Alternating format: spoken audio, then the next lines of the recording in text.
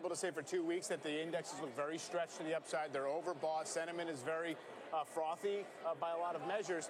But the news is too good. I mean, honestly, it's almost like when earnings estimates are going up, when it's really hard to paint a picture of recession any time in the horizon, what gets you out, right? And maybe it's just a stocks versus bonds kind of relative value thing, and we rebalance into year end, into month end. But it's hard to know if that's which is why this Howard Marks note yesterday out of Oaktree was so interesting, because he had to put a whole list of positives with his list of negatives, and in the end, he basically says render defensiveness seems more sensible than aggressiveness, right?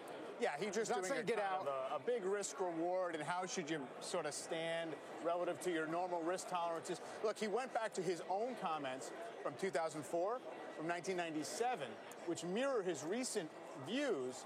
Well, you had some time to run in both of those instances. So he's the kind of investor who wants the blood running in the streets. He wants to feel like he has an edge, and he has that kind of opportunistic capital. Well, this isn't that kind of market.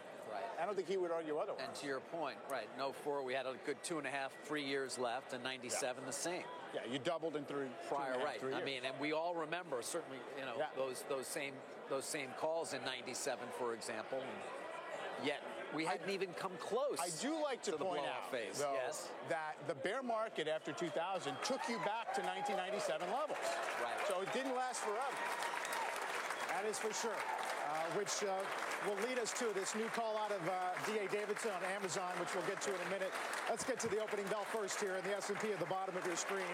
At the big board celebrating its IPO today, it's Gates Industrial, a provider of power transmission and fluid power systems.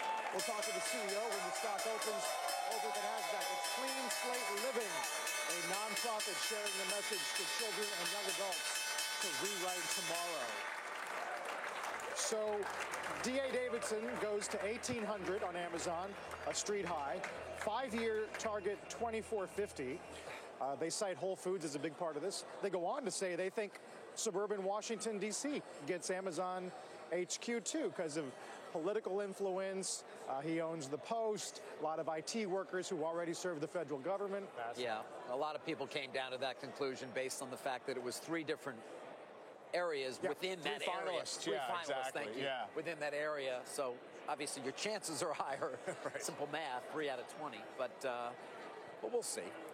I mean, I think the psychology of setting a price target for Amazon has gotten so tough.